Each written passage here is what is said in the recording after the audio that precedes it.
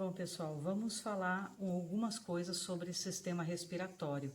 Então, eu vou fazer uma demonstração prática bem simples, bem rápida sobre as principais estruturas que a gente precisa ver no sistema respiratório.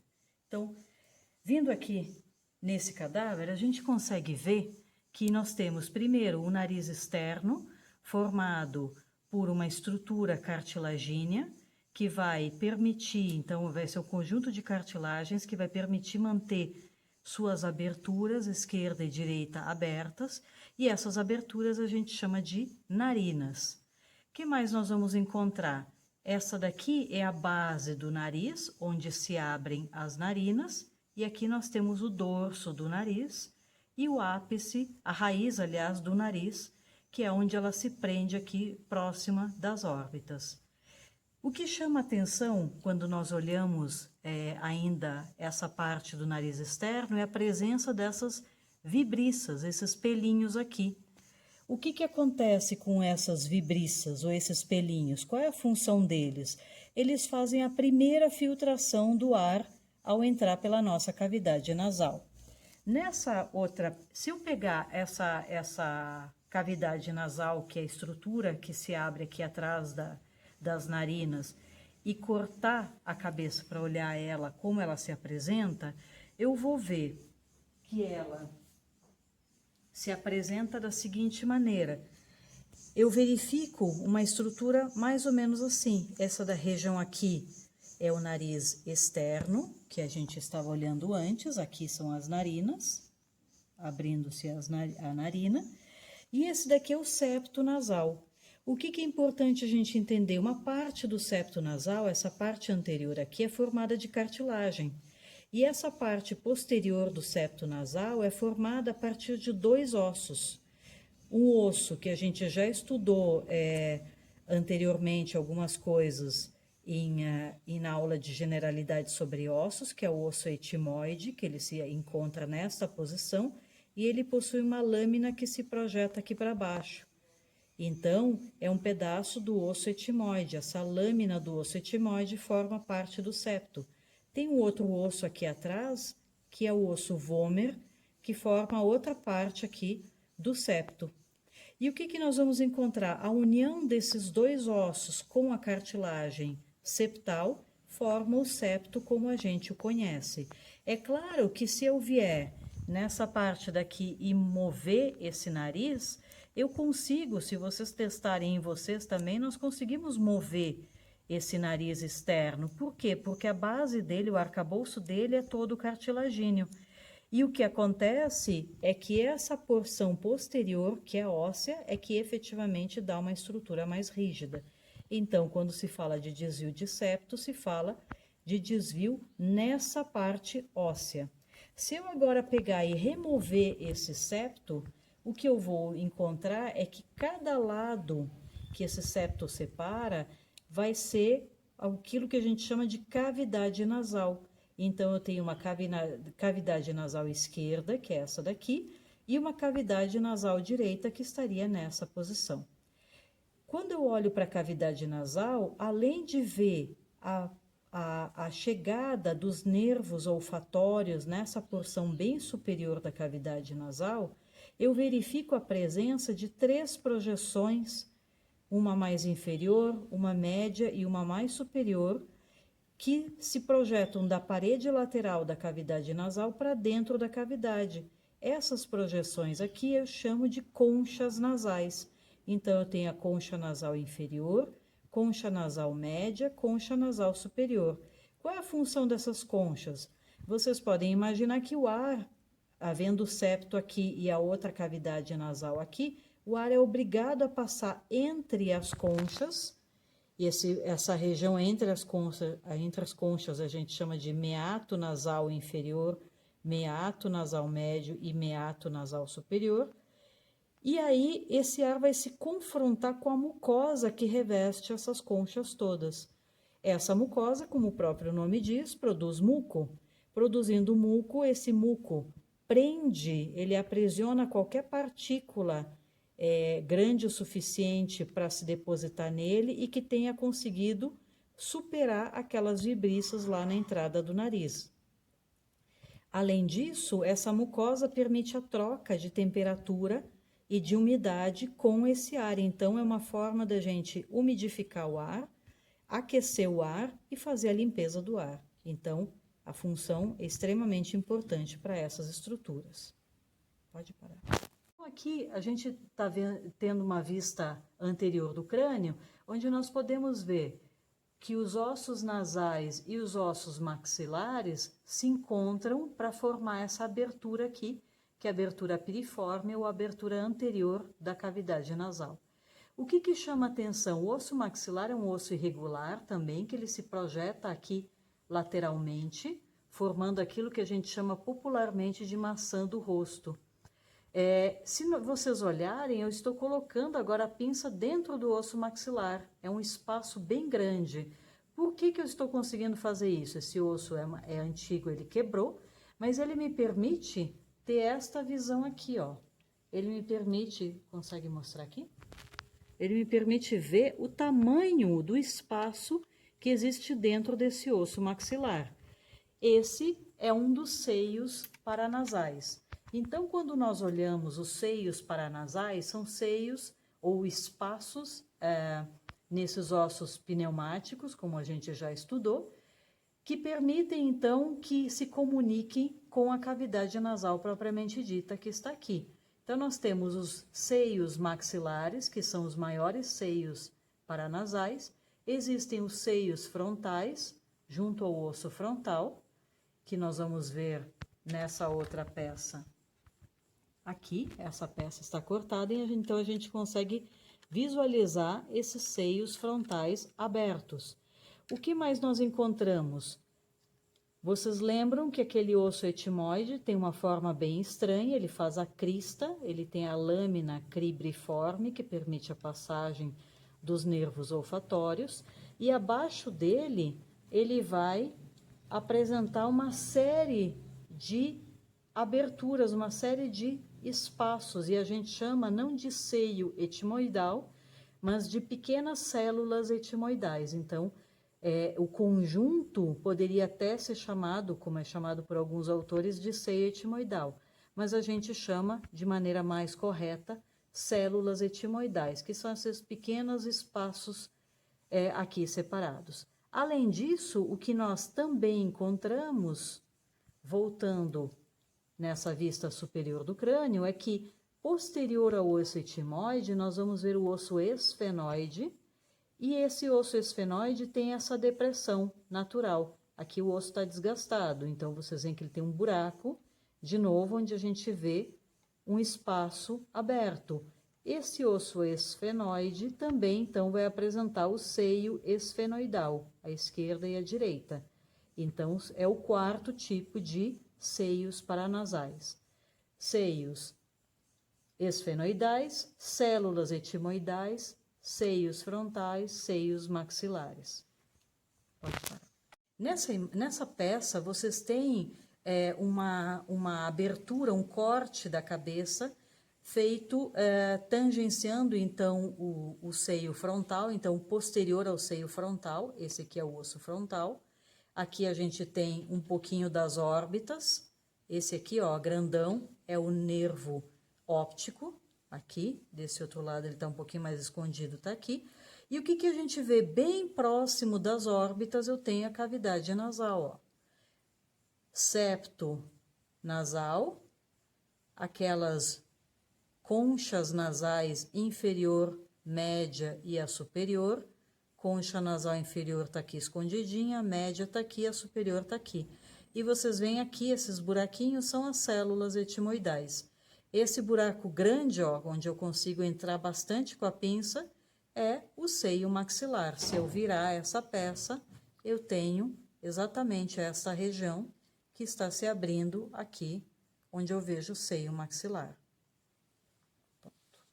Então, quando a gente termina de olhar a cavidade nasal, nós vemos que a cavidade nasal se abre aqui posteriormente num espaço, nessa abertura, que nós chamamos de cóano. Então, lá na frente nós temos as narinas, aqui atrás nós temos os cóanos.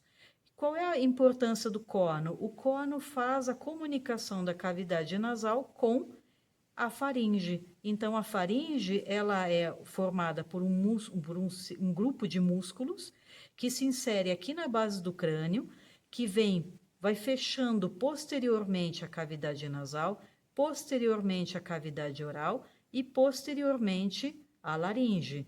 Então, ela vai fechando essa região toda.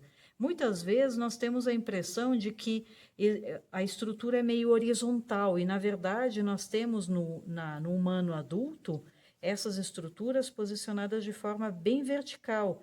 Então, nós temos efetivamente a faringe posterior à cavidade nasal e a gente chama de nasofaringe. A faringe posterior à cavidade oral a gente chama de orofaringe. E a faringe posterior à laringe a gente chama de laringofaringe. Então, a faringe apresenta 3 aberturas anteriores. Abertura para a cavidade nasal, cono, abertura para a cavidade oral, que a gente chama de istmo das fauces, e abertura para laringe, que é o ádito da laringe. Aqui ele não está muito bem, está meio cortado, eu mostro numa outra peça. E inferiormente, onde que ela vai se comunicar? Ela se comunica aqui, o corte não foi muito preciso, então a gente perdeu essa comunicação com o esôfago. Então, a faringe, ela permite a dupla comunicação, dupla passagem, sistema respiratório, cavidade nasal, faringe, laringe, sistema digestório, cavidade oral, faringe, esôfago. Então, essa que é a função principal da faringe. Nós temos, então, estruturas comuns para os 2 sistemas. Só chamando a atenção, aqui nós temos o palato mole, ou palato mole, um pedacinho da úvula. Nós temos aqui a parede posterior da faringe. Essa parede posterior, ela vai ser formada por músculos que a gente chama de músculos constritores. Superior, mais relacionado a essa região, médio, mais relacionado à região oral, e inferior, mais relacionado à laringe. Então, esses 3 músculos permitem que, durante a deglutição, o alimento, com a sua compressão, junto com a movimentação do palato mole, não suba para a cavidade nasal, mas sim desça para essa região da laringofaringe. Então, nessa peça aqui, vocês têm uma vista posterior de um conjunto entre língua, parte da faringe, parte do esôfago e da laringe que está aqui na frente. Então, como eu comentei com vocês, a faringe passa posterior à cavidade nasal, posterior à cavidade oral e posterior à laringe. Então, aqui tem um pedacinho ainda daquele músculo constritor da faringe. Quando eu olho nesta vista, então eu vejo nessa região especificamente a região da laringofaringe. Quem que delimita o início dessa região? A presença dessa cartilagem que a gente chama de epiglote.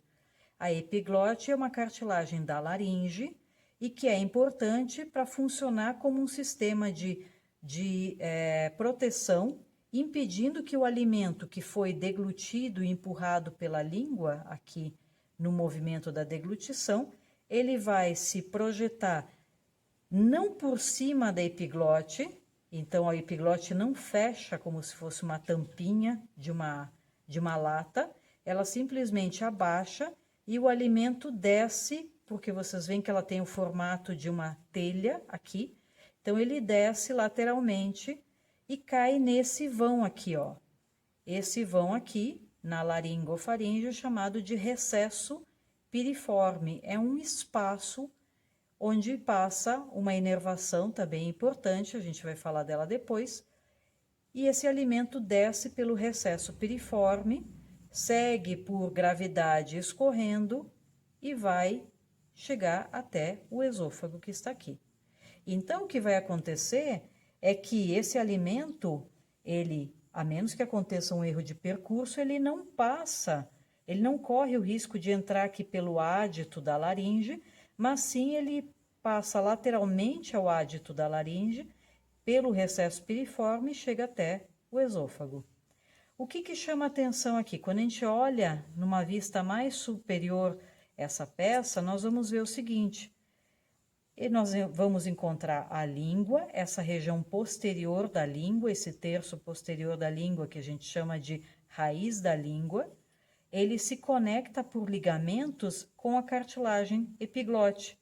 E ao se conectar por ligamentos a essa cartilagem, ele forma dois pequenos vales. Vocês veem esses pequenos vales. Por serem pequenos vales, recebem o nome de valéculas. Então, a valécula epiglótica é esquerda e a valécula epiglótica direita. A importância dela, a importância que as valéculas têm, vai ser durante a fase de amamentação. No adulto, ela se mantém, mas não tem descrita uma função específica. A única função que a gente fala de brincadeira com a turma é que a valécula no adulto serve para entalar o grão de arroz ou comprimido quando a gente resolve tomar o comprimido sem água. Então, vem aquele gosto amargo exatamente porque ela está aqui e o comprimido se dissolvendo. Já o recesso piriforme tem uma função extremamente grande porque ele facilita o caminho do alimento para que ele não entre aqui no ádito da laringe. Quando isso acontece, a pessoa engasga, né? A pessoa tem aquela tosse. Então, o recesso piriforme vai ser fundamental para a passagem desse alimento. Também a gente lembra do recesso piriforme quando a gente tem uma espinha de peixe entalada na garganta, ela entala aqui no recesso piriforme. E por conta de uma inervação importante que vai passar aqui por trás dessa mucosa aqui, ó, que está aqui dissecada, por conta dessa inervação importante, a gente não deve cutucar essa estrutura, a gente não deve tentar botar um lápis, uma pinça, qualquer coisa para tentar tirar a espinha. Faz a receita antiga da vovó, batata ou pão, se não sair, hospital, por causa dessa inervação que está passando aqui por trás. E essa inervação que eu comentei com vocês, ela é importante por quê? Porque é ela que movimenta quase todos os músculos da laringe. E a laringe se encontra, então, anterior a essa faringe, essa porção laríngea da faringe que a gente comentou. Existem vários músculos ainda associados nessa peça, então ela não está tão didática para a gente entender, mas eu encontro já uma parte importante da laringe que é representada por essa cartilagem tireoide aqui, ou o famoso pomo de Adão, famoso gogó. Vamos ver nessa outra peça como que ela se apresenta agora já mais dissecada. Então, vocês veem que a cartilagem tireoide tem essas duas lâminas, uma à esquerda, outra à direita, e ela tem esse formato como se fosse um escudo. Se a gente virar a laringe, nós vamos ver que essa cartilagem tireoide não é fechada posteriormente, ela é aberta, então como se fosse efetivamente um escudo. Daí que vem o nome dela de tireoide, exatamente por conta de se parecer com escudo. Semelhante ao que a gente vê na glândula tireoide, que está aqui abaixo, ela não fica acima da laringe, ela fica já posicionada junto à traqueia e margeando aqui um pouquinho ao lado a laringe. Então, de novo, eu faço um escudo à esquerda, um escudo à direita, e quando eu olho posteriormente, eu vejo que ela é aberta. Então, a glândula tireoide recebe esse mesmo nome. O que chama atenção? Quando a gente fala da proeminência laríngea, ou famoso pomo de Adão, ele é bem característico em homens por causa da produção de testosterona. Nas mulheres, vocês podem ver a diferença da cartilagem tireoide, onde ela desenvolve muito menos e não forma praticamente essa projeção, essa proeminência laríngea. Isso é interessante porque a presença da proeminência laríngea nos facilita palpar a cartilagem tireoide exatamente para aqueles exames, por exemplo, da glândula tireoide. Então, eu identifico o osso ióide, identifico a cartilagem tireoide, identifico uma outra cartilagem que tem aqui abaixo da cartilagem tireoide, que é a cartilagem cricoide, eu vou mostrar ela para vocês, e logo abaixo está a glândula tireoide. Então, vocês veem a diferença da cartilagem tireoide entre homens e mulheres. Bom, mas como é que a laringe, então, é formada? Como a gente comentou, ela é formada pela cartilagem epiglote, é uma cartilagem única, grande, pela cartilagem tireoide, que é outra cartilagem única, grande, e pela cartilagem cricoide, que é a terceira cartilagem única, grande. Deixa eu pegar uma outra peça que está melhor. Então, ela forma um anel. Essa sim é completamente fechada, ela tem esse anel, esse arco anterior, e quando eu viro ela tem uma lâmina posterior. Então, ela é completamente fechada. A cartilagem cricoide, então, é a terceira cartilagem ímpar da laringe. Mas eu tenho mais outros 3 pares de cartilagens, são cartilagens bem pequenas. Se eu olhar agora numa vista posterior, eu vejo essa estrutura que parece um pequeno triângulo aqui. Essa é a cartilagem aritenoide esquerda, cartilagem aritenoide direita. Elas se posicionam sobre a lâmina da cartilagem cricoide. Junto delas, bem aqui nessa pontinha, nesse ápice da cartilagem aritenoide, existem outras 2 cartilagens. Uma que parece um pequeno chifre, por isso que ela recebe o nome de cartilagem corniculada, essa pontinha aqui que parece um chifre, e a cartilagem cuneiforme, que vai ser uma bolotinha, vai ser esférica, e que se posiciona também bem próxima a ela. Isso tanto do lado esquerdo como do lado direito. Por que eu chamo atenção para essas cartilagens? Porque essas cartilagens aqui, especialmente a aritenoide, é quem está relacionada com as pregas vocais. Eu vou pegar uma outra peça aqui. Essa outra peça aqui eu ainda vejo a cartilagem epiglote, a cartilagem tireoide, ela está com uma parte dela afastada, e eu cortei agora a lâmina da cartilagem cricoide. Cortei a traqueia que passa aqui por baixo e abri. Então, agora eu abri a laringe e estou vendo as regiões dela.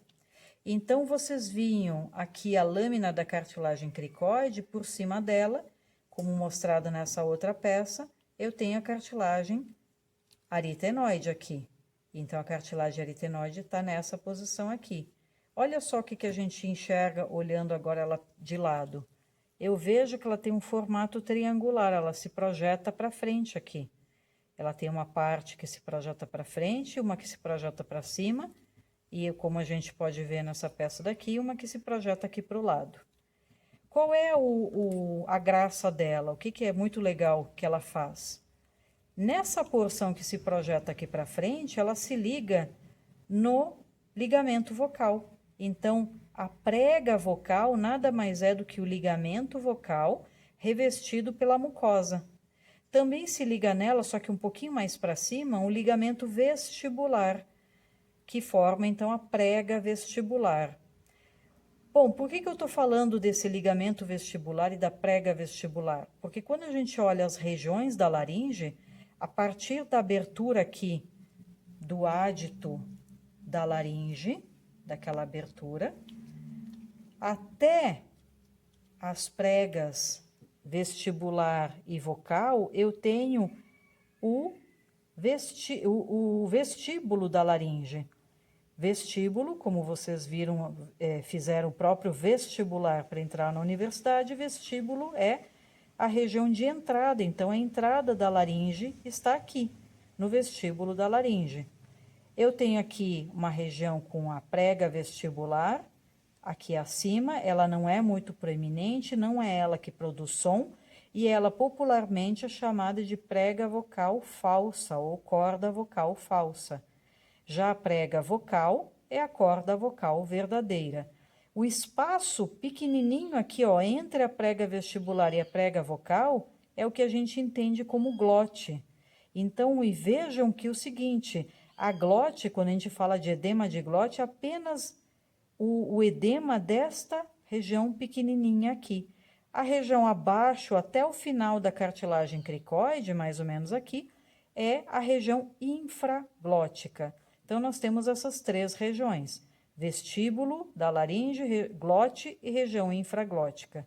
Por que isso é importante? Porque a cartilagem aritenoide, movendo-se, girando para um lado e para o outro sobre a lâmina da cartilagem aritenoide, vai afastar e aproximar as pregas vocais. Afastando e aproximando as pregas vocais, ela permite a passagem maior ou menor de ar, e quando essas pregas vocais estão bastante próximas, a gente consegue vibrar as pregas vocais. Vibrando, nós produzimos som. Descendo mais um pouco, nós vamos encontrar, então, essa sequência aqui de anéis, ó. Vocês veem que, puxando, fica bem evidente que nós temos vários anéis de cartilagem, que é essa estrutura um cinza mais escuro, e isso aqui amarelinho são ligamentos anulares que unem os anéis. E quando eu olho agora para uma traqueia numa vista anterior, eu vejo a parte fechada dos anéis. Só que a traqueia não é formada por anéis completamente fechados. Ela é formada por por lâminas de cartilagem em formato de C.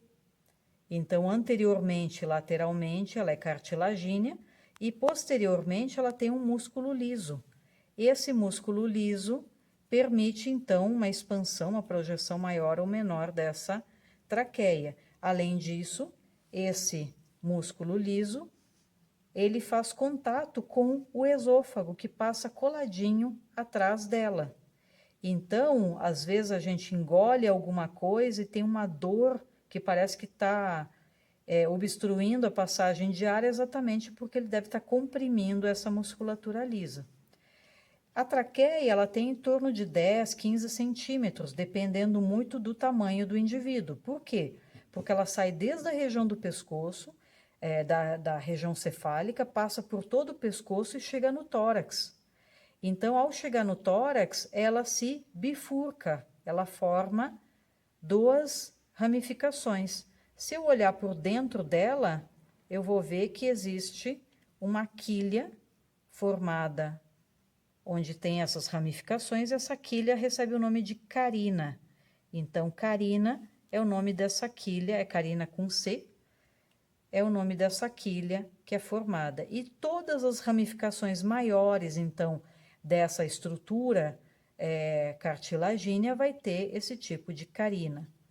Bom, o que a gente vê quando a gente fala dessas ramificações? Nós vamos ver que à direita nós temos um ramo que parece mais vertical, é mais largo, e nós vamos ver que ele é mais curto.